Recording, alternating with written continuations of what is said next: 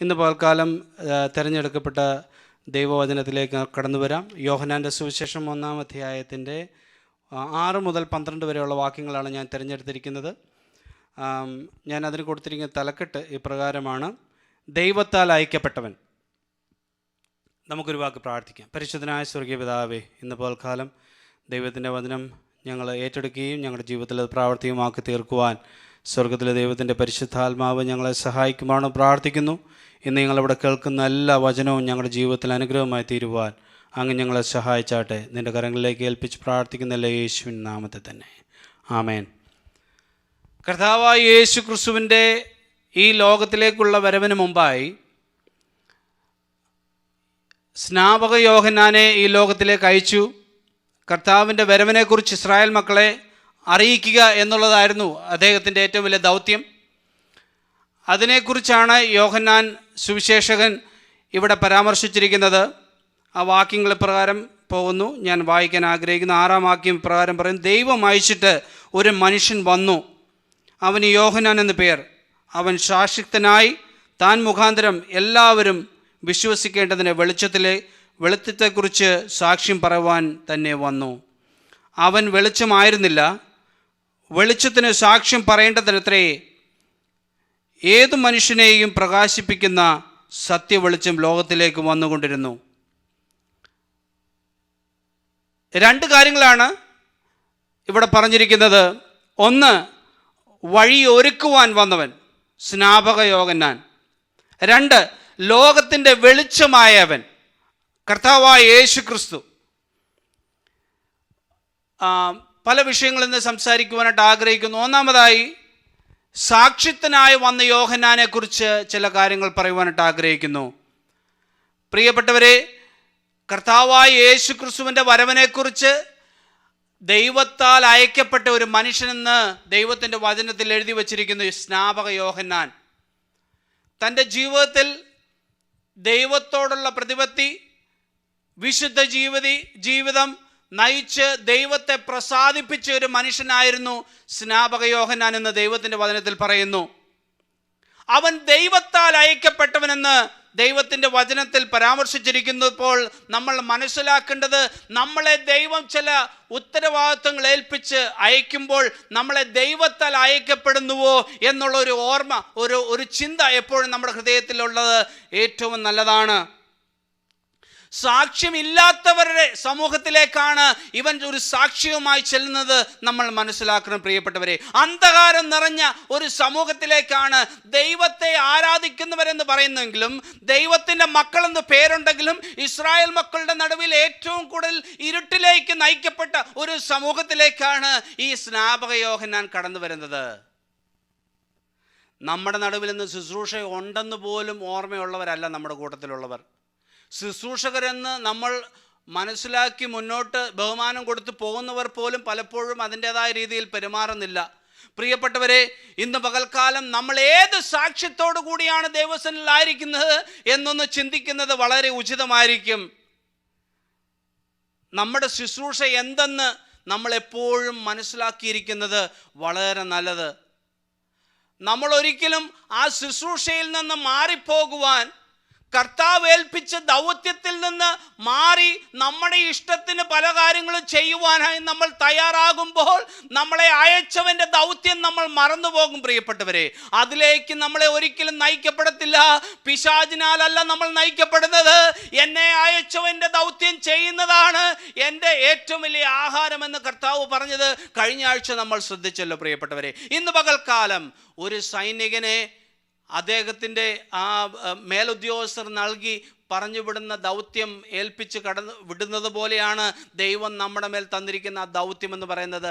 പലപ്പോഴും നമ്മുടേതായ രീതിയിൽ കർത്താവ് തന്നിരിക്കുന്ന ആ ദൗത്യത്തിൻ്റെ പ്രമാണങ്ങളെയെല്ലാം മാറ്റിവെച്ച് നമുക്കിച്ചിരി കൂടെ മുന്നോട്ട് ഓടുവാനായിട്ടുള്ള സമയമുണ്ട്, അല്ലെങ്കിൽ സാധ്യതയുണ്ടെന്നുള്ള ചിന്തയോടുകൂടി നമ്മൾ ഓടിയാൽ ദൈവത്തിൻ്റെ പാതയിൽ നിന്ന് നമ്മൾ മാറിപ്പോകും. നമ്മൾ ഒരിക്കലും യഥാർത്ഥ ലക്ഷ്യത്തിലേക്ക് എത്തത്തില്ല എന്ന് ദൈവത്തിൻ്റെ വചനം പറയുന്നു. പ്രിയപ്പെട്ടവരെ, നമ്മുടെ സാക്ഷ്യം കാത്തു സൂക്ഷിക്കുവാൻ ഒരു സൈനികൻ അദ്ദേഹത്തിന് നൽകിയിരിക്കുന്ന കാഴ്ചപ്പാടുകളെ കാത്തു സൂക്ഷിക്കുന്നത് പോലെ ദൈവത്തിന്റെ ലക്ഷ്യത്തിലേക്ക് നമുക്ക് എത്തിച്ചേരണമെങ്കിൽ കർത്താവായ യേശു ക്രിസ്തു നൽകിയ ആ സാക്ഷ്യം നമ്മുടെ ജീവിതത്തിൽ ഉണ്ടായിരിക്കണം.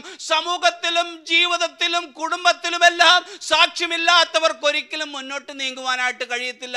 സ്നേഹത്താൽ അല്ലാതെ പ്രിയപ്പെട്ടവരെ ഈ ലോകത്തിൽ നമുക്ക് കർത്താവിനേക്ക് അനേക പേരെ നേടുവാനായിട്ട് കഴിയത്തില്ല. നമ്മുടെ കഴിവുകൾ അവരുടെ മുന്നിൽ പ്രദർശിപ്പിച്ച് നമുക്കവരെ നേടുവാനായിട്ട് കഴിയത്തില്ല. സ്നേഹത്തോടെയും സമാധാനത്തോടെയും സന്തോഷത്തോടെയും മാത്രമേ നമുക്ക് അനേക പേരെ കർത്താവിലേക്ക് നയിക്കുവാനായിട്ടിടയാകത്തുള്ളൂ. യോഹന്നാന്റെ സുവിശേഷം 14-ാം അധ്യായത്തിന്റെ 26-ാം വാക്യത്തിൽ ഇപ്രകാരം പറയുന്നു, ഞാനൊരു കാര്യം സ്നേഹിക്കും, ആ കാര്യത്തിന്റെ ഏറ്റവും വലിയ ഗുണമെന്തെന്ന് ചോദിച്ചാൽ ഞാൻ നിങ്ങളെ പഠിപ്പിക്കുന്ന കാര്യങ്ങൾ നിങ്ങളെ ഓർമ്മിപ്പിക്കുകയും നിങ്ങളെ എപ്പോഴും അതിലേക്ക് നയിക്കുകയും ചെയ്യുന്ന ഒരു വ്യക്തിയായിരിക്കുമെന്ന് പരിശുദ്ധാത്മാവിനെ കുറിച്ച് വചനം പറയുന്നു. ഇന്ന് പകൽക്കാലം നമ്മുടെ സാക്ഷ്യം കാത്തു സൂക്ഷിക്കുവാൻ പരിശുദ്ധാത്മാവിനെ നമ്മളിൽ നൽകിയിരിക്കുന്നത് കർത്താവിൻ്റെ സ്നേഹം മറ്റുള്ളവരിലേക്ക് കൊടുക്കുവാനായിട്ടാണ്. കർത്താവിൻ്റെ ആ ജീവിതത്തെ നമ്മളിലൂടെ മറ്റുള്ളവരിലേക്ക് പകരുവാനാണ്. പ്രിയപ്പെട്ടവരെ, ഇന്ന് നമ്മളിവിടെ കേട്ടല്ലോ, ദുഷ്ടന്മാരുടെ ആലോചന പ്രകാരം നടക്കാതെയും പാപികളുടെ വഴിയിൽ നിൽക്കാതെയും പരിഹാസ്യരുടെ ഇരിപ്പിടത്തിലിരിക്കാതെയും യഹോവയുടെ ന്യായപ്രമാണത്തെ സന്തോഷിച്ച് അവന്റെ ന്യായപ്രമാണത്തെ രാപ്പകൽ ധ്യാനിക്കുന്നവൻ ഭാഗ്യവാൻ. ഇന്ന് നമ്മൾ കേട്ടല്ലോ, അതുപോലെ ഭാഗ്യപദവിയിലേക്ക് വരുവാൻ അവൻ നമ്മളെ ആറ്റരികത്ത് നട്ടിരിക്കുന്നു എന്ന് മനസ്സിലാക്കി ഫലം പുറപ്പെടുപ്പിക്കുന്ന മരങ്ങളായി തീരുവാൻ ദൈവം നമ്മളെ ഉത്തരവാദിത്വത്തോടുകൂടി ഒരു സ്ഥലത്താക്കുമ്പോൾ അതിൻ്റെതായ രീതിയിൽ സാക്ഷ്യത്തെ കാത്തുപരിപാലിച്ച് ദൈവത്തിന് വേണ്ടി ജീവിക്കുവാൻ ഇന്ന് നമ്മൾ പിന്നെയും ഒരു പുതുക്കത്തിലേക്ക് നയിക്കുവാൻ ഞാൻ നിങ്ങളെ പ്രബോധിപ്പിക്കുന്നു. ദൈവത്തിൻ്റെ ആത്മാവ് നമ്മളെ നയിക്കുമ്പോൾ നമ്മൾ സ്നേഹം കൊണ്ടായിരിക്കും എല്ലാം കൈകാര്യം ചെയ്യുന്നത്. ദൈവത്തിൻ്റെ ആ സമാധാനം നമ്മളെ ഭരിക്കുമ്പോൾ നമുക്ക് ദയയുണ്ടാകും, പരോപകാരം ഉണ്ടാകും, നമ്മുടെ ജീവിതത്തിൽ ഇന്ദ്രിയജയം ഉണ്ടാകും. നമ്മുടെ കണ്ണുകൾ കൊണ്ട് കാണുന്നത്, ചെവി കൊണ്ട് കേൾക്കുന്നത് ഒന്നും നമ്മളെ വശീകരിക്കുവാൻ ഇടയാക്കത്തില്ല. നമ്മളെ നയിക്കുന്നത് ദൈവത്തിൻ്റെ പ്രമാണത്താലാണെങ്കിൽ ദൈവം നമ്മളെ ഒരിക്കലും കൈവിടത്തില്ല. പ്രിയപ്പെട്ടവരെ, ഹല്ലേലൂയ. ഈ ലോകത്തിൽ പല രീതിയിലുള്ള പരിഷ്കാരങ്ങളും പല രീതിയിലുള്ള പരിപാടികളൊക്കെ ഉണ്ടെങ്കിലും ദൈവത്തിൻ്റെ ന്യായപ്രമാണം എന്ന് പറയുന്നത് ദൈവത്തിൻ്റെ വചനമാണ്. അതിനതീതമായി ഒരു നിയമങ്ങളുമില്ല. ഇന്ന് പകൽക്കാലം നമ്മളൊരു കാര്യം മനസ്സിലാക്കണം, മനുഷ്യൻ ഭീതിയുടെ പിടിയിലാണ്. പ്രിയപ്പെട്ടവരെ, നമ്മുടെ സാക്ഷ്യം നഷ്ടപ്പെടുത്തി ഈ ഭയത്തിൻ്റെ ഭീതിയിൽ ഈ ഭയത്തിൻ്റെ ആഴത്തിലേക്ക് നമ്മൾ വീഴേണ്ട യാതൊരു ആവശ്യവുമില്ല. ഇന്ന് നമ്മൾ കേട്ടതുപോലെ സങ്കീർത്തനത്തിലുള്ള പ്രിയ ദേവദാസൻ പറഞ്ഞതുപോലെ നമ്മൾ മടുത്തു പോകാതെ ദൈവത്തെ അന്വേഷിക്കുന്നവരായി ദൈവത്തിൻ്റെ സന്നിധിയിലേക്ക് കടന്നവരായി തീരുമ്പോൾ ദൈവത്തിൻ്റെ എല്ലാ അനുഗ്രഹങ്ങളാലും കർത്താവ് നമ്മളെ നയിക്കും എന്നുള്ളത് സത്യം തന്നെ. ഒരു ശുശ്രൂഷകന് അനുസരണ ഏറ്റവും ആവശ്യമാണ്. ദൈവത്തെ അനുസരിച്ചവനായിട്ടാണ് സ്നാപക യോഹന്നാൻ വന്നത്. അവനെക്കുറിച്ച് പറയുന്നതാണ് നമ്മളിവിടെ വായിച്ചത്. പ്രിയപ്പെട്ടവരെ, ശുശ്രൂഷകന് ഏറ്റവും ആവശ്യം അനുസരണയാണ്. നമ്മൾ ചെല്ലുന്നതിന് മുമ്പായിട്ട് നമ്മൾ ലക്ഷ്യം നോക്കി നമ്മുടെ ഇഷ്ടത്തിന് പടികൾ ചവിട്ടുവാനായിട്ട് പോകരുത്. ഹല്ലേലൂയ. നമുക്ക് മുമ്പായി അനേക പേര് കടന്നുപോയി. അവരുടെ പാത എങ്ങനെയുള്ളതാണെന്ന് പഠിക്കുന്നത് നല്ലതാണ്. ഹല്ലേലൂയ. ദൈവത്തിൻ്റെ വചനത്തിൽ എഴുതി വച്ചിരിക്കുന്ന സത്യങ്ങൾ എത്രയോ വിലയേറിയതാണ്. പ്രിയപ്പെട്ടവരെ, ഇന്ന് പകൽക്കാലം അനുസരണ ഏറ്റവും ആവശ്യമുള്ളതൊരു ശുശ്രൂഷകനാണ്. ഹല്ലേലൂയ. ഒരു ശുശ്രൂഷകൻ ആ ഭവനത്തിൽ ശുശ്രൂഷ നൽകുന്നവനാണ് ആ ഭവനത്തിലെ പിതാവെന്ന് പറയുന്നത്. ഹല്ലേലൂയ. നമ്മൾ ദൈവത്തിൻ്റെ ക്യാരക്ടർ നമ്മുടെ ജീവിതത്തിൽ പ്രാവർത്തികമാക്കുന്നവരല്ലെങ്കിൽ നമ്മൾ വെറുതെ പ്രസംഗിക്കുന്നവരായി തീരും എന്ന് ദൈവത്തിൻ്റെ വചനത്തിൽ പറഞ്ഞിട്ടുണ്ട്. ഹല്ലേലൂയ. രണ്ടാമതായി പറയുന്നു, 7-ാം വാക്യത്തിൽ പറയുന്നു, ആ വെളിച്ചത്തെക്കുറിച്ച് സാക്ഷ്യം പറയുവാൻ സ്നാപക യോഹന്നാൻ വന്നു. ഒരു പരിവർത്തനമുളവാക്കുവാൻ, ഒരു വ്യത്യാസമുളവാക്കുവാൻ, സമൂഹത്തിൽ നടന്നിരുന്ന ആ മ്ലേച്ഛതകളെയും ദൈവമില്ലായ്മയെയും മാറ്റുവാൻ, വെളിച്ചത്തെക്കുറിച്ച് സാക്ഷ്യം പറയുവാനായിട്ടാണ് സ്നാപക യോഹന്നാൻ വന്നത്. അവൻ വെളിച്ചത്തെക്കുറിച്ച് സംസാരിച്ചു, അവൻ മാനസാന്തരത്തെക്കുറിച്ച് സംസാരിച്ചു, അവർ പോകുന്ന തെറ്റായ വഴിയിലാണെന്ന് അവരെ കാണിച്ചു കൊടുത്തു. ഇന്ന് പകൽക്കാലം ആ അപ്രകാരമുള്ള വഴിയിലായിരിക്കുന്നവരോട് നമുക്ക് പറയുവാൻ ദൈവം നമുക്കൊരു അധികാരം തന്നിരിക്കുന്നു പ്രിയപ്പെട്ടവരെ. നിങ്ങൾ ചെയ്യുന്നത് തെറ്റെന്ന് പറയുവാൻ ഇന്ന് പകൽക്കാലം നമുക്ക് ഒരു സാക്ഷ്യമുണ്ടായിരിക്കണം. ഹല്ലേലൂയ. ഇരുട്ടിൽ നിന്ന് വെളിച്ചത്തിലേക്ക് പോകുവാൻ ആ സമൂഹം തയ്യാറായി. ഇരുട്ടിൽ എല്ലാ ഇരുട്ടിൻ്റെ പ്രവൃത്തിക്കും അവസാനം കുറിക്കുവാൻ പ്രിയ സ്നാപക യോഹന്നാനെ ദൈവം ഉപയോഗിച്ചെങ്കിൽ ഇന്നത്തെ തലമുറയിൽ മനുഷ്യൻ ഭീതിയുടെ ഭയത്തിലായിരിക്കുന്ന പിടിയിലായിരിക്കുന്നവരെ കർത്താവിന്റെ വെളിച്ചത്തിലേക്ക് നയിക്കുവാൻ ദൈവം അനോയിന്റ് ചെയ്തിരിക്കുന്നത് എന്നെയും നിങ്ങളെയുമാണെന്ന് നിങ്ങൾ ഒരിക്കലും മറന്നു പോകരുത് പ്രിയപ്പെട്ടവരെ. നമ്മുടെ ജീവിതം കൊണ്ട് മനുഷ്യരെ നേടുവാൻ കഴിയുന്നത് പോലെ ഈ ലോകത്തിൽ ഒരു പ്രമാണത്തിനും കഴിയത്തില്ല എന്ന് ദൈവത്തിന്റെ വചനം ആവർത്തിച്ചു പറയുന്നു. ഇന്ന് പകൽക്കാലം ഏതു ഭീതിയുടെയും നടുവിലും ജനത്തിന് പ്രത്യാശ നൽകുന്നതാണ് ദൈവത്തിൻ്റെ പ്രകാശമെന്ന് പറയുന്നത്. കർത്താവായ യേശു ക്രിസ്തു ജീവിതത്തിൽ കടന്നു വരുമ്പോൾ ഇരുട്ട് പിടിച്ചിരിക്കുന്ന മനുഷ്യന്റെ ജീവിതത്തിൽ വെളിച്ചമുദിക്കും. ഹല്ലേലൂയ. ഈ ലോകത്തിന് നൽകുവാനായിട്ട് കഴിയുന്ന വെളിച്ചത്തെക്കുറിച്ചല്ല ഞാൻ പറയുന്നത്, സത്യമായ ദൈവത്തിന്റെ വെളിച്ചം. ഹല്ലേലൂയ. ദൈവം, ഈ ലോകത്തെ സൃഷ്ടിച്ചവനായ ദൈവം, മനുഷ്യനെ സൃഷ്ടിച്ചവനായ ദൈവം, ഈ മനുഷ്യന്റെ ജീവിതത്തിൽ എന്തെല്ലാം വേണമെന്ന്, ഈ ലോകത്തിൽ എന്തെല്ലാം വേണമെന്ന് അറിയാവുന്നവനായ ദൈവം, എല്ലാത്തവനെയും നിർമ്മിച്ചവനായ ദൈവത്തിന്റെ കരങ്ങളിൽ നമ്മളായിരിക്കുവാൻ എൻ്റെയും നിങ്ങളുടെയും പേര് ദൈവത്തിൻ്റെ കരത്തിൽ എഴുതിയിരിക്കുന്നു എന്ന് ദൈവം പറയുന്നു. പ്രിയപ്പെട്ടവരെ, ദൈവത്തിൻ്റെ വചനത്തിൽ ഒരിക്കലും ഒരു വ്യത്യാസമില്ല, അത് എന്നേക്കും നിലനിൽക്കുന്നതാകുന്നു എന്ന് ദൈവത്തിൻ്റെ വചനത്തിൽ പറയുന്നു. ഇന്ന് പകൽക്കാലം ഭീതി, ഭയം, അന്ധത, അവ്യക്തത, അതാണ് ഇരുട്ടിൻ്റെ ഗുണങ്ങൾ എന്ന് പറയുന്നത്, അല്ലേ? ഇരുട്ടിൻ്റെ ഗുണങ്ങളെക്കുറിച്ചാണ് ഞാൻ പറഞ്ഞത്. ഇരുട്ടിൻ്റെ അവസ്ഥയിലായിരുന്ന സമൂഹത്തിലേക്കാണ് കർത്താവായ യേശു ക്രിസ്തു വെളിച്ചവുമായി കടന്നു വന്നത്. കർത്താവായ യേശു ക്രിസ്തുവിൻ്റെ വരവിനെക്കുറിച്ച് വിളിച്ചു പറഞ്ഞ സ്നാപക യോഹന്നാൻ ഇപ്രകാരം പറയുന്നു: ഭീതി നിറഞ്ഞ, ഭയം നിറഞ്ഞ, അന്ധത നിറഞ്ഞ, അവ്യക്തത നിറഞ്ഞ, ഹല്ലേലൂയ, ആ സമൂഹത്തിലേക്ക് പ്രകാശവുമായി കർത്താവ് കടന്നു വരുന്നു. പ്രിയപ്പെട്ടവരെ, ഇതിനെല്ലാം ഉത്തരവുമായാണ് യോഹന്നാൻ അവർക്ക് പറഞ്ഞു മനസ്സിലാക്കി കൊടുക്കുന്നത്. ഹല്ലേലൂയ. ഈ ഭയത്തിൻ്റെയും ഭീതിയുടെയും അവ്യക്തതയുടെയും അന്ധതയുടെയും നടുവിൽ ദൈവത്തിൻ്റെ പ്രകാശവുമായി ഇതാ ഒരു ദൈവത്തിൻ്റെ ദൂതൻ കടന്നു വരുന്നു. ദൈവത്താൽ അയക്കപ്പെട്ടവൻ കടന്നു വരുന്നു. യഥാർത്ഥമായി ദൈവത്താൽ അയക്കപ്പെട്ടവൻ യോഹന്നാൻ ദൈവത്താൽ അയക്കപ്പെട്ടതുകൊണ്ട് ദൈവത്തിൻ്റെ ദൂത് സംസാരിക്കുവാൻ അവന് കഴിഞ്ഞുവെന്ന് ദൈവത്തിൻ്റെ വചനം എഴുതിയിരിക്കുന്നു. ഇന്ന് അന്ധതയിൽ തപ്പിത്തടയുന്ന, ഭീതിയുടെ അധീനതയിലായിരിക്കുന്ന അനേക പേരെ പ്രത്യാശയിലേക്ക് നയിക്കുവാൻ ദൈവം നമ്മുടെ കരങ്ങളിൽ ദൈവത്തിൻ്റെ വചനം തന്നിരിക്കുന്നു. പ്രിയപ്പെട്ടവരെ, ജീവിച്ച് കാണിക്കുവാൻ നമുക്ക് അവസരം കർത്താവ് തന്നിരിക്കുന്നു. അതിനെ വേണ്ടതുപോലെ ഉപയോഗിക്കുവാൻ സ്വർഗത്തിലെ ദൈവം ഈ നാളിൽ കർത്താവ് നിങ്ങളെ സഹായിക്കട്ടെ എന്ന് ഞാൻ ആത്മാർത്ഥമായി പ്രാർത്ഥിക്കുന്നു. മൂന്നാമതായി 8-ാം വാക്യത്തിൽ പറയുന്നു, യോഹന്നാൻ വന്നത് വെളിച്ചത്തിന് സാക്ഷ്യം പറയുവാനാണ്. ഇന്ന് ഭീതിയുടെ ആഴത്തിലായിരിക്കുന്ന ജനസമൂഹത്തിന് ഒരു പ്രത്യാശയുടെ സന്ദേശമാണ് അവിടെ പറയുവാനായിട്ടുള്ളത്. അത് ദൈവത്തെ കാണുന്നവർ പ്രകാശത്തിലേക്ക് കടന്നു വരുന്നു എന്നവിടെ എഴുതിയിരിക്കുന്നു. എന്തൊക്കെയാണ് നമുക്ക് കൊടുക്കുവാനായിട്ട് കഴിയുന്നത്? ഈ നീതിയുടെ സാക്ഷ്യവുമായി വന്ന, വെളിച്ചത്തിൻ്റെ സാക്ഷ്യവുമായി വന്ന യോഹന്നാന് ആ ജനങ്ങൾക്ക് കൊടുക്കുവാനായിട്ട് കഴിയുന്നത് പ്രത്യാശയായിരുന്നു, മാനസാന്തരത്തിൻ്റെ അനുഭവമായിരുന്നു.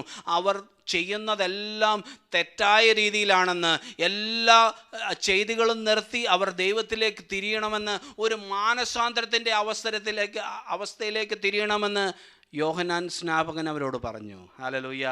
ഇന്ന് നമുക്ക് ഈ ലോകത്തിന് കൊടുക്കുവാനായിട്ട് കഴിയുന്നത് ഒരു ദൈവ പൈതൽ എന്ന നിലയ്ക്ക് കർത്താവ് നമ്മളെ ഉപയോഗിച്ചുകൊണ്ടിരിക്കുകയാണ്. ദൈവം നമ്മളെ അയച്ചിരിക്കുന്നു എന്ന് നമുക്ക് വിശ്വസിക്കാൻ പ്രിയപ്പെട്ടവരെ. നമ്മൾ പോകുന്ന സമൂഹത്തിൽ, നമ്മളായിരിക്കുന്ന ഭവനത്തിൽ നമ്മൾ മറ്റുള്ളവരെ വിഷമത്തിലേക്ക് നയിക്കുന്ന രീതിയിലുള്ള വാക്കുകളല്ല നമ്മൾ പറയേണ്ടത്.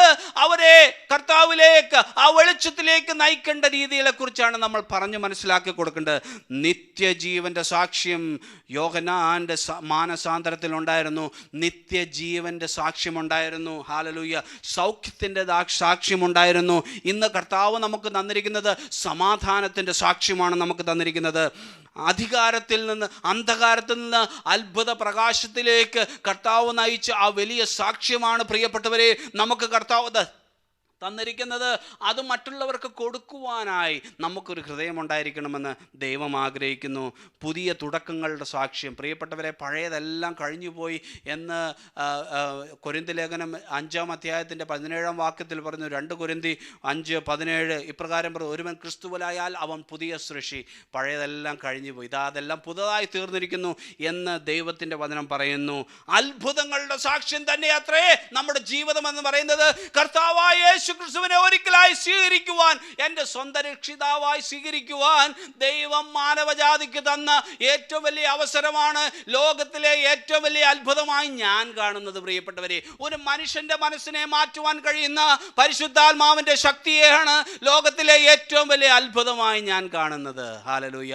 അത് അന്ന് തൊട്ടേ നടന്നുകൊണ്ടിരിക്കുന്നു, ഇന്നും നടന്നുകൊണ്ടിരിക്കുന്നു. മനുഷ്യൻ്റെ മനസ്സിനെ മാറ്റുവാൻ കഴിയുന്നത് ദൈവത്തിൻ്റെ പ്രവൃത്തിക്ക് മാത്രമാണ്, പരിശുദ്ധാത്മാവിന് മാത്രമാണ്. പരിശുദ്ധാത്മാവ് പ്രവർത്തിക്കാതെ ഒരു മനുഷ്യനെ കർത്താവിലേക്ക് നയിക്കുവാനായിട്ട് കഴിയത്തില്ല.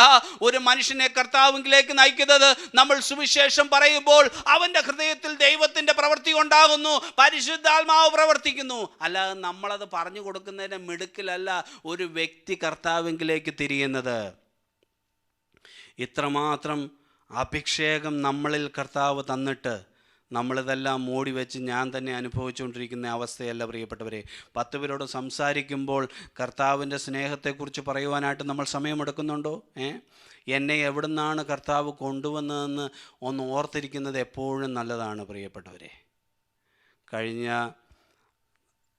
കുറേ വർഷങ്ങളായി എൻ്റെ ഹൃദയത്തിലുള്ള വലിയ ആഗ്രഹമാണ് കർത്താവിൻ്റെ സുവിശേഷവുമായി അനേക പേരെടുത്ത് പോകണമെന്നുള്ളത്.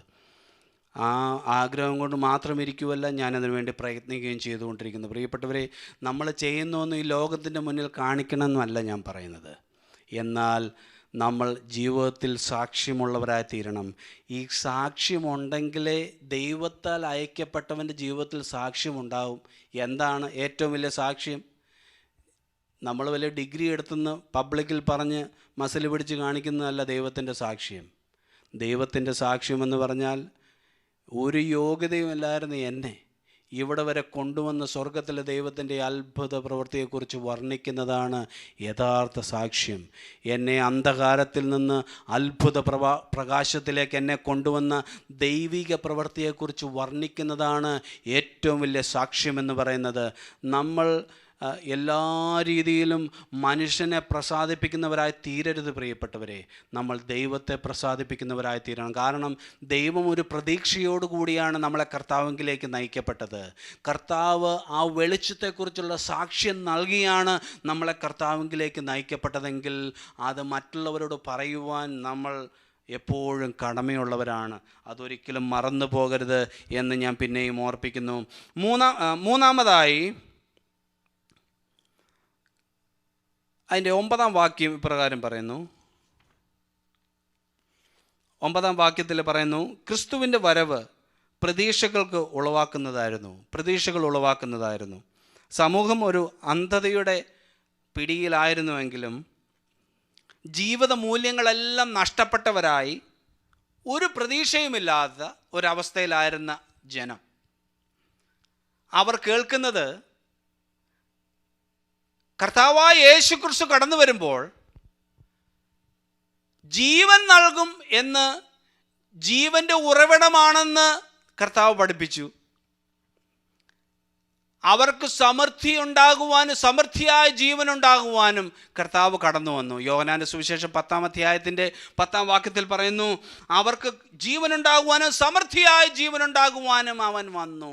പ്രിയപ്പെട്ടവരെ, ഇന്ന് പകൽക്കാലം ദൈവത്തിൻ്റെ സമൃദ്ധി നമ്മുടെ ജീവിതത്തിൽ അനുഭവിക്കുമ്പോൾ ആത്മീയ സമൃദ്ധിയെക്കുറിച്ചാണ് പറഞ്ഞത്. ഇന്ന് പകൽക്കാലം ഇവിടെ സങ്കീർത്തനം വായിച്ച പ്രിയപ്പെട്ടവൻ പറഞ്ഞല്ലോ, നമ്മുടെ ജീവിതത്തിൽ സമ്പത്തുള്ളതല്ല നമ്മളെ സന്തോഷമുളവാക്കി തീർക്കുന്നത്. നമ്മുടെ ജീവിതത്തിൽ ഒന്നുമില്ലാത്ത അവസ്ഥയിലായിരുന്നാലും പ്രിയപ്പെട്ടവരെ, ഹൃദയത്തിൻ്റെ അടിത്തട്ടിൽ ദൈവം തന്നിരിക്കുന്ന സമാധാനം, സന്തോഷം എന്ന് പറയുന്നതാണ് ജീവിതത്തിലെ ഏറ്റവും വലിയ സമ്പത്തെന്ന് നമ്മൾ എപ്പോഴും കാണണം പ്രിയപ്പെട്ടവർ. ഈ ലോകത്തിലുള്ള സമ്പത്തും അനുഭവങ്ങളും എല്ലാം നല്ലത് തന്നെ, എന്നാൽ അതിനുപരി ദൈവം തന്നിരിക്കുന്ന സമാധാനം, ആ സമൃദ്ധിയായ ജീവനെക്കുറിച്ച് മനസ്സിലാക്കുവാൻ, നമ്മുടെ ഉള്ളു തുറക്കുവാൻ കർത്താവായ യേശു ക്രിസ്തു വന്നത് ഈ സമൃദ്ധിയായ ജീവൻ കൊടുക്കുവാനായിട്ടാണെന്നാണ് നമ്മളിവിടെ കേൾക്കപ്പെട്ട സാക്ഷ്യം എന്ന് പറയുന്നത്. എപ്രകാരം ദൈവത്തെ ആരാധിക്കണമെന്നും അന്നത്തെ ആ സമൂഹത്തിലുണ്ടായിരുന്ന ദാരിദ്ര്യത്തെ കണ്ട കർത്താവ്. മത്തായി സുവിശേഷം 5-ാം അധ്യായത്തിൻ്റെ 3-ാം വാക്യത്തിൽ ആത്മാവിൽ ദരിദ്രരായവർ ഭാഗ്യവാന്മാർ, അവർക്ക് സ്വർഗരാജ്യം. ഹല്ലേലൂയ. ഇന്ന് പകൽക്കാലം സ്വർഗരാജ്യം നമ്മുടെ കരങ്ങളിലാണെന്നുള്ളത് നമ്മൾ ഒരിക്കലും മറന്നു പോകരുത്. നമ്മൾ ആത്മാവിൽ ദാരിദ്ര്യം നമ്മൾ അനുഭവപ്പെടുമ്പോൾ സ്വർഗരാജ്യം കർത്താവ് നമുക്ക് വേണ്ടി വെച്ചിരിക്കുന്നു. കാരണം നമ്മിലേക്ക് കർത്താവിൻ്റെ വെളിച്ചം കടന്നു വരുമ്പോൾ, ദൈവത്തിൻ്റെ വെളിച്ചം നമ്മളിൽ നിറയുമ്പോൾ, പ്രിയപ്പെട്ടവരെ, സ്വർഗരാജ്യം നമുക്ക് നമ്മുടെ കരങ്ങളിൽ കർത്താവ് തന്നിരിക്കുന്നു എന്ന് നമ്മൾ മറന്നു പോകരുത്. 4-മതായി 10-ാം വാക്യത്തിൽ പറയുന്നു, അവൻ ലോകത്തിൽ ഉണ്ടായിരുന്നു. തൃത്വത്തെ വെളിപ്പെടുത്തുന്നൊരു വാക്യമാണത്. ഹല്ലേലൂയ. പിതാവായ ദൈവം ലോകത്തിലുണ്ടായിരുന്നു, കർത്താവായ യേശു ക്രിസ്തു ലോകത്തിലുണ്ടായിരുന്നു എന്ന് നമ്മൾ വിശ്വസിക്കുക. നമ്മുടെ ഈ ചെറിയ തലച്ചോറ് കൊണ്ട് മനസ്സിലാക്കാൻ കഴിയുന്ന രീതിയിൽ കർത്താവ് നമുക്ക് മനസ്സിലാക്കി തരട്ടെ എന്ന് ഞാൻ ആത്മാർത്ഥമായി പ്രാർത്ഥിക്കുന്നു. ദൈവ സാന്നിധ്യം, ലോകത്തിൻ്റെ സമാധാനം, അത് നമ്മൾ ഒരിക്കലും മറന്നു പോകരുത്. ഈ ലോകത്തിലുള്ള സമാധാന പരിപാടികളെല്ലാം വൃഥാവായി പോകുമ്പോൾ ദൈവത്തിൻ്റെ സമാധാനം ഒന്ന് മാത്രമാണ് നിലനിൽക്കുന്നത് എന്ന് ദൈവത്തിൻ്റെ വചനം പറയുന്നു. എല്ലാ സന്തുലനാവസ്ഥയുടെയും അടിസ്ഥാനമെന്ന് പറയുന്നത് ദൈവത്തിൻ്റെ സ്നേഹമാണ്. പ്രിയപ്പെട്ടവരെ, കർത്താവായ യേശു ക്രിസ്തുവിൻ്റെ സ്നേഹമാണ് ഈ ലോകത്തിൻ്റെ സന്തുലനാവസ്ഥ. ഇന്നിവിടെ സങ്കീർത്തനം വായിച്ച ദൈവദാസൻ പറഞ്ഞല്ലോ, ശത്രുക്കളെ പോലും സ്നേഹിക്കാൻ നമ്മളെ പഠിപ്പിച്ചവനായ കർത്താവ്. മിത്രങ്ങളെ സ്നേഹിക്കാൻ കഴിയുന്നില്ല, പിന്നെ ആ ശത്രുക്കളെ എന്ന് നമ്മൾ ഒരിക്കലും ചിന്തിക്കരുത്. പ്രിയപ്പെട്ടവരെ, പരിശുദ്ധാത്മാവ് കടന്നു വരുമ്പോൾ ഞാൻ എന്ന വ്യക്തിക്ക് ശത്രുവിനെ സ്നേഹിക്കാനായിട്ട് കഴിയത്തില്ല. എന്നെ ഉപദ്രവിക്കുന്നവരെ പെട്ടെന്ന് ഞാനും റിയാക്ട് ചെയ്യും. പക്ഷേ ശത്രുവിനെ സ്നേഹിക്കുവാനായി പഠിപ്പിച്ച കർത്താവ് തൻ്റെ ആത്മാവിനാൽ നമ്മളെ നിയന്ത്രിക്കുമ്പോൾ, സൃഷ്ടിയിൽ പിതാവായ ദൈവവും പുത്രനായ ദൈവവും പരിശുദ്ധാത്മാവ് ദൈവവും ഉണ്ടായിരുന്നത് പോലെ സമാധാനത്തിൻ്റെ ഉറവിടമായ കർത്താവ് നമ്മുടെ ഹൃദയത്തിൽ വ്യാപരിക്കുമ്പോൾ, പരിശുദ്ധാത്മാവ് വ്യാപരിക്കുമ്പോൾ സമാധാനത്തിൻ്റെ ഉറവിടമായി മാറ്റും കർത്താവ് നമ്മളെ. ഹല്ലേലൂയ. അതിനായി ഞാൻ സ്തോത്രം ചെയ്യുന്നു. ലോകത്തിൻ്റെ നിലനിൽപ്പ് പോലും ദൈവത്തിൻ്റെ കരങ്ങളിലാണ്. പ്രിയപ്പെട്ടവരെ, ദൈവം ഇപ്പോൾ മനുഷ്യൻ്റെ എല്ലാ കണ്ടുപിടുത്തങ്ങളും അസ്ഥാനത്തായ ഒരു സമയമല്ലേ ഇത്? മനുഷ്യൻ കണ്ടുപിടിച്ചതെല്ലാം വൃഥാവായി പോയി. തൻ്റെ ജീവനെ നേടുവാൻ, നിലനിർത്തുവാൻ മനുഷ്യന് കഴിയാത്തൊരു അവസ്ഥയിലേക്ക് നമ്മൾ വന്നില്ലേ? ഞാൻ ആരെയും കുറ്റം പറയുകയല്ല ഇവിടെ. ഹല്ലേലൂയ.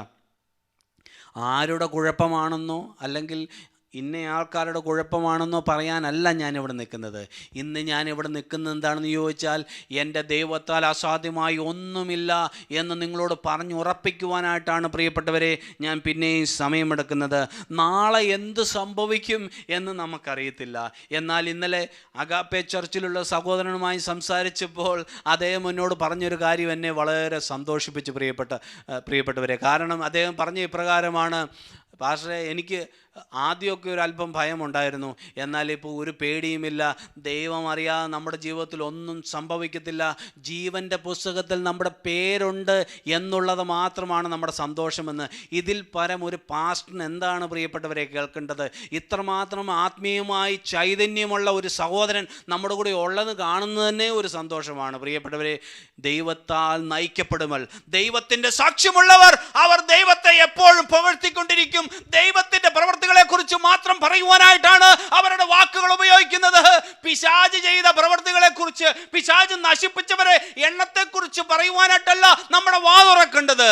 ഈ സൃഷ്ടിയെ ഉണ്ടാക്കിയവനായ കർത്താവ്, സൃഷ്ടിയെ ഒരു ഇക്വിലിബ്രിയത്തിൽ നിർത്തിയിരിക്കുന്നവനായ കർത്താവിൻ്റെ മഹിമയെക്കുറിച്ചാണ് പറയേണ്ടത്. കർത്താവിൻ്റെ വലിയ പ്രവൃത്തികളെ കുറിച്ചാണ് ഇന്ന് നമ്മുടെ വാ തുറക്കുമ്പോൾ പറയേണ്ടത്. ദൈവം നമുക്ക് വേണ്ടി ഒരുക്കിയത്, ദൈവം നമുക്ക് വേണ്ടി പ്രിപ്പയർ ചെയ്തുകൊണ്ടിരിക്കുന്നത് എല്ലാം ദൈവത്തിൻ്റെ അത്ഭുതങ്ങളിൽ പിന്നെയും നമ്മൾ കണ്ടുകൊണ്ടിരിക്കുന്നു. പ്രിയപ്പെട്ടവരെ, 5-മതായി 10-ാം വാക്യത്തിൽ പ്രകാരം പറയുന്നു, ലോകം അവൻ മുഖാന്തരമുളവായി. സൃഷ്ടിയിൽ ദൈവത്തിൻ്റെ സാന്നിധ്യത്തെക്കുറിച്ചാണ് പറയുന്നത്. സൃഷ്ടിപ്പ് നടന്നപ്പോൾ, ലോകത്തെ ഉണ്ടാക്കിയപ്പോൾ, മനുഷ്യനെ ഉണ്ടാക്കിയപ്പോൾ കർത്താവായ യേശു ക്രിസ്തുവിൻ്റെ സാന്നിധ്യം ഉണ്ടായിരുന്ന് തെളിയിക്കുന്ന വാക്യങ്ങളാണ് പ്രിയപ്പെട്ടവരെ അത്. ഹല്ലേലൂയ. ഭൂമിയെ സൃഷ്ടിച്ച ദൈവത്തിന് ഇപ്പോൾ മാനവരാശി കടന്നു പോകുന്ന അവസ്ഥയെ കാണാതിരിക്കുവാനായിട്ട് കഴിയത്തില്ല. സൃഷ്ടിയെ സൃഷ്ടിച്ചവനായ കർത്താവ്, ഈ സൃഷ്ടിപ്പ് നടത്തിയവനായ ദൈവത്തിന് ഇതിനൊരു പരിഹാരമുണ്ടെന്നുള്ളത് എന്നുള്ളത് നമ്മൾ മറന്നു പോകരുത്.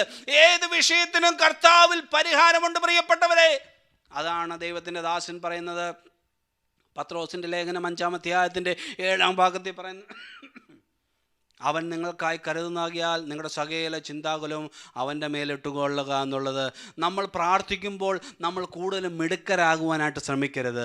ദൈവത്തിൻ്റെ സന്നിധിയിൽ ചെന്ന് എൻ്റെ മനസ്സിനെ പകരുന്നതാണ് എൻ്റെ പ്രാർത്ഥന.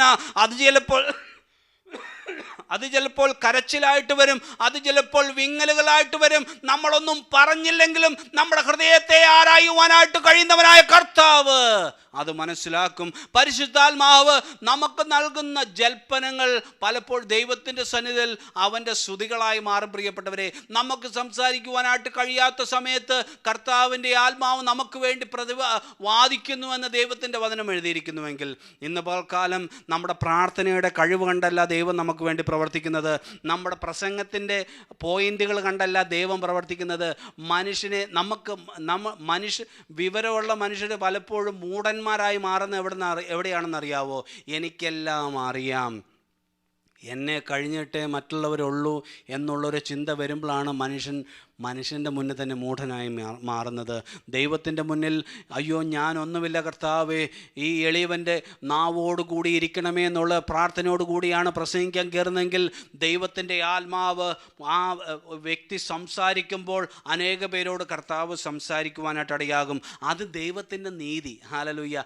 ദൈവപ്രവൃത്തി മനസ്സിലാക്കുന്നത് നമ്മളിൽ താഴ്മയുണ്ടാകുമ്പോഴാണ്, നമുക്ക് ദയവുണ്ടാകുമ്പോഴാണ്, പരോപകാരം ഉണ്ടാകുമ്പോഴാണ്. പ്രിയപ്പെട്ടവരെ, ഇന്ദ്രിയജയം ഏറ്റവും അത്യാവശ്യമായി വേണ്ടത് ശുശ്രൂഷയ്ക്ക് വേണ്ടി ഇറങ്ങുമ്പോഴാണ്. ദൈവം ഒരു സാക്ഷ്യം നൽകി നമ്മളെ വിടുമ്പോൾ അത് നശിപ്പിച്ച് കളയുവാനായി പിശാചും അവിടെ വേറൊരു പ്ലാനുമായി കടന്നു വരുന്നു എന്ന് നമ്മൾ മനസ്സിലാക്കണം. ആത്മീയ മണ്ഡലത്തിൽ എപ്പോഴും പോരാട്ടമുണ്ട്. എന്നാൽ അതിൽ നിന്നല്ല ഒരു ദൈവവേദനയെ കാത്തു സൂക്ഷിക്കുന്നത് ദൈവത്തിൻ്റെ ദൂതന്മാരാണ്. അതിനുവേണ്ടി നമ്മുടെ ചുറ്റും കർത്താവ് ദൂതന്മാരെ അയച്ചിരിക്കുന്നതിനായി ഞാൻ സ്തോത്രം ചെയ്യുന്നു. ലോകത്തിലേക്ക് വന്ന വെളിച്ചത്തെ ലോകം മനസ്സിലാക്കിയില്ല.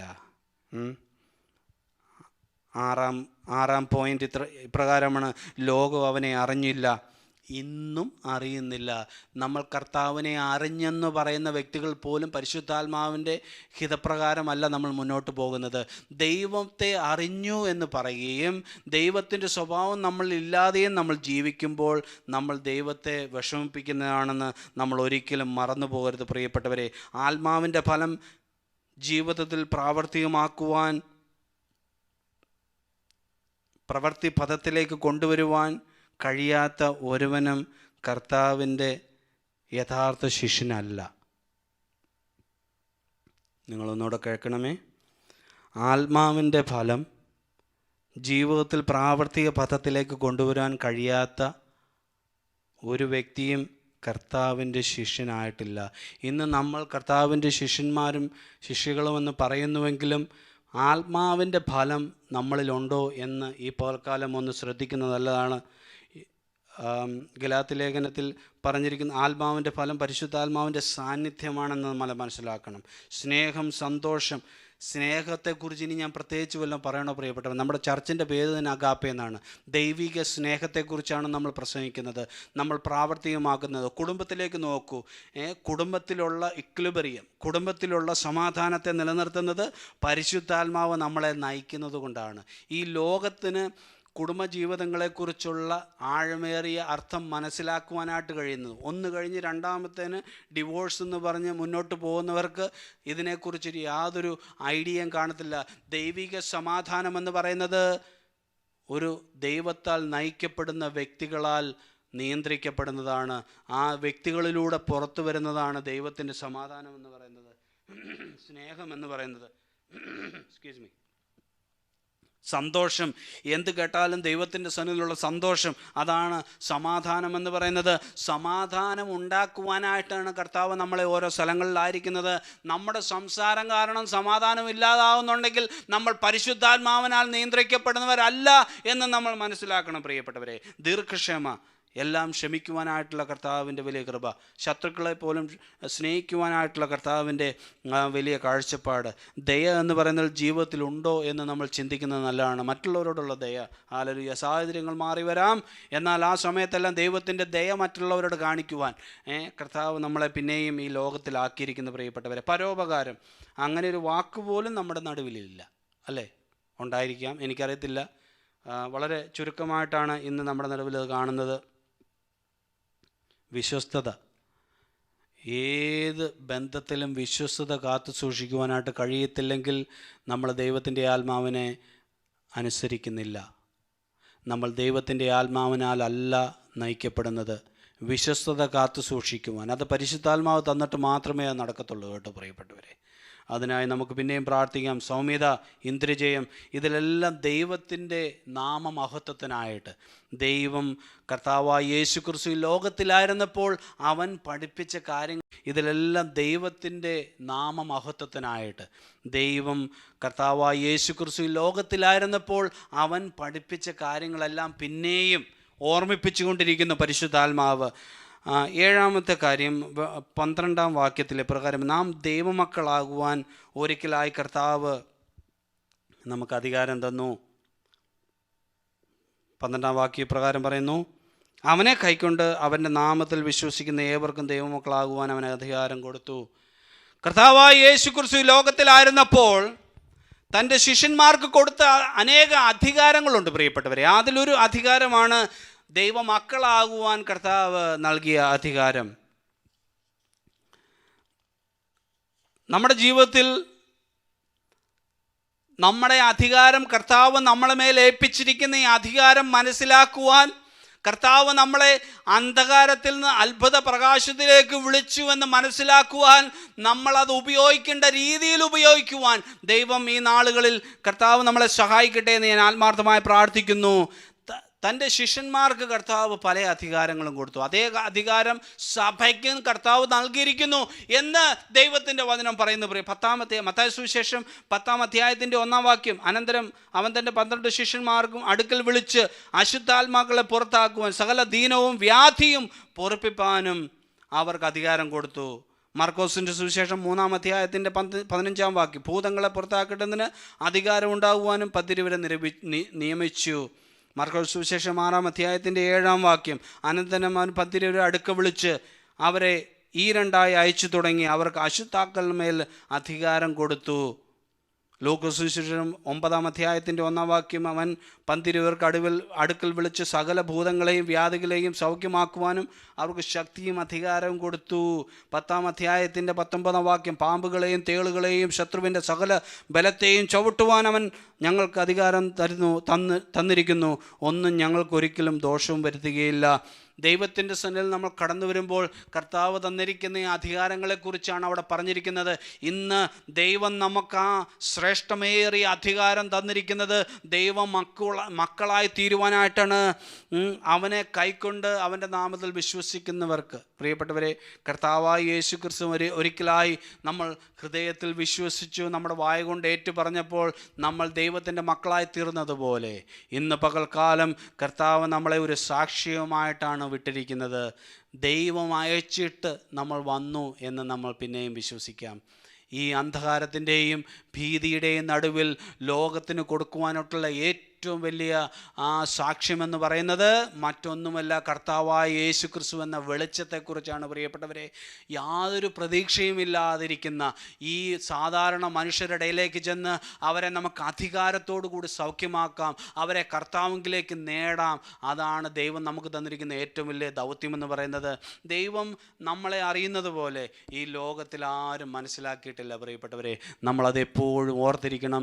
നമ്മുടെ ജീവിതത്തെ നമ്മൾ ആഗ്രഹിക്കുന്നതിനേക്കാൾ വലുതായിട്ട് ബഹുമാനം നൽകി, ആദരവ് നൽകി നമ്മളെ ദിനംതോറും നടത്തുന്ന ദൈവത്തിൻ്റെ അത്ഭുത വഴികൾക്കായി നമുക്ക് സ്തോത്രം ചെയ്യാം. ഞാൻ അഗാപ്പെ ചർച്ചിനായി സ്തോത്രം ചെയ്യുന്നു. അഗാപ്പെ ചർച്ചിലുള്ള എല്ലാ മാതാക്കൾക്കുമായി ഞാൻ സ്തോത്രം ചെയ്യുന്നു. നമ്മുടെ സുഹൃത്ത് ബന്ധത്തിലുള്ള എല്ലാ മാതാക്കളെയും ഓർത്ത് ഞാൻ സ്തോത്രം ചെയ്യുന്നു. ഇന്ന് പകൽക്കാലം കുഞ്ഞുങ്ങളെ വേണ്ടതുപോലെ നടത്തുവാൻ മാതാപിതാക്കൾക്ക് അല്ലെങ്കിൽ അമ്മമാർക്ക് ദൈവം കൊടുത്തിരിക്കുന്ന കഴിവ് വളരെ വിലയേറിയതാണ്. പ്രിയപ്പെട്ടവരെ, എനിക്ക് 3 പെൺകുട്ടികളാണെന്ന് നിങ്ങൾക്കറിയാമല്ലോ. അവർ മാതാവിനോടുള്ള സ്നേഹം ഒരു പ്രത്യേകതയാണ്. അത് ഞാൻ പലപ്പോഴും കണ്ടിട്ടുണ്ട്. കാരണം ഞാൻ എപ്പോഴും ഒരു പരുക്കനായ ഒരു പിതാവാണ്. എന്ന് പറഞ്ഞാൽ, ഒന്നാമത് പെട്ടെന്ന് ദേഷ്യം വരും, പിന്നെ പിള്ളേർക്ക് അടുത്ത് വരുവാനായിട്ട് പേടിയാണ്.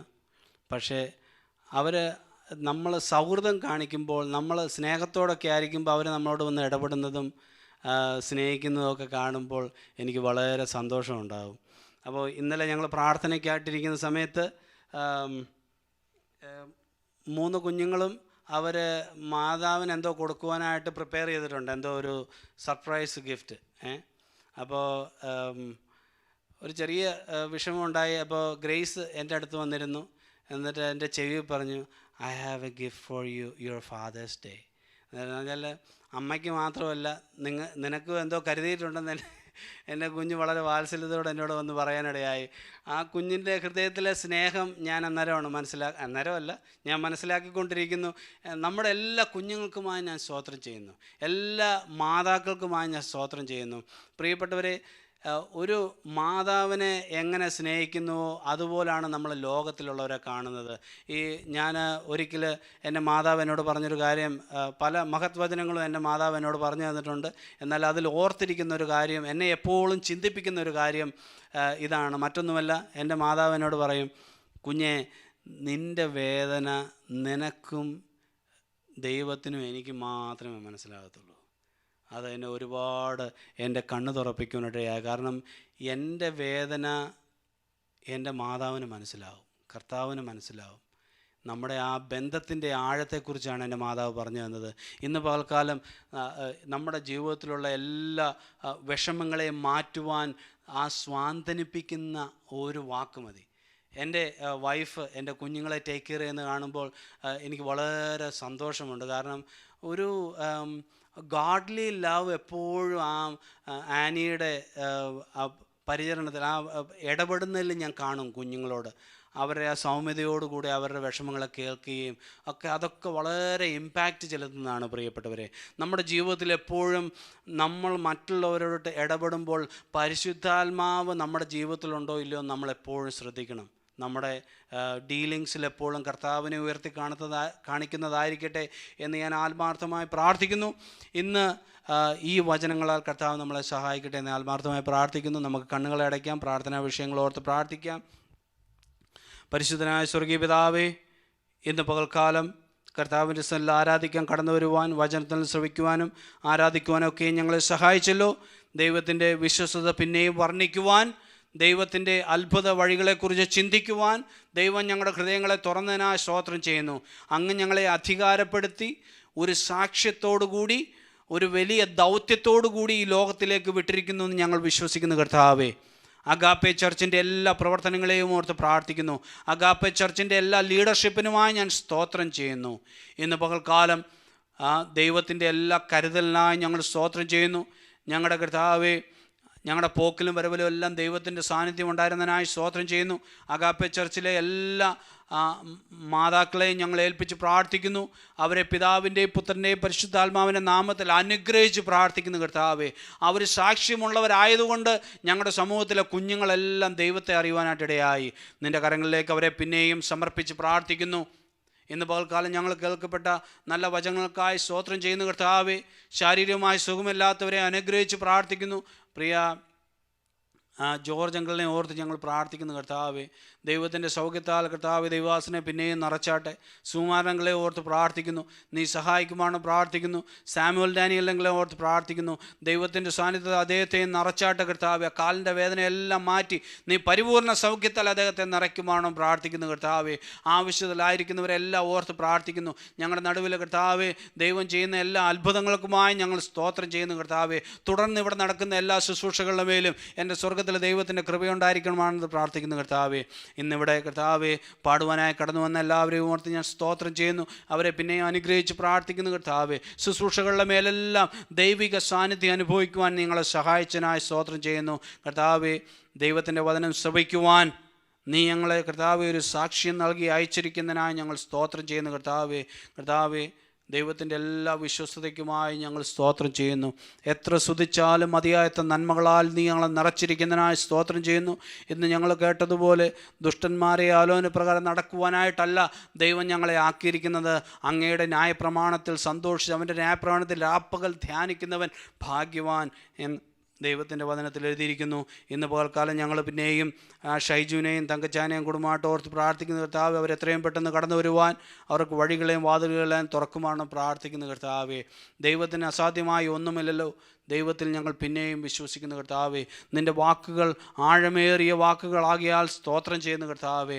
എല്ലാ കുടുംബങ്ങളെയും ഓർത്ത് ഞങ്ങൾ സ്തോത്രം ചെയ്യുന്നു. നിൻ്റെ കരങ്ങളിലേക്ക് കർത്താവേ ഞങ്ങളുടെ ഈ ആഴ്ചയിൽ നടക്കുന്ന എല്ലാ ശുശ്രൂഷകളെ ഏൽപ്പിച്ച് പ്രാർത്ഥിക്കുന്നു കർത്താവേ. ദൈവജനത്തിന് അത് അനുഗ്രഹമായി തീരുവാൻ നീ സഹായിക്കുമാണ് പ്രാർത്ഥിക്കുന്നു കർത്താവേ. ഈ കൊറോണ വൈറസിനാൽ ഭാരപ്പെടുന്ന കർത്താവേ, വിഷമത്തിലായിരിക്കുന്നവരെല്ലാം ഞങ്ങളെ ഏൽപ്പിച്ച് പ്രാർത്ഥിക്കുന്നു.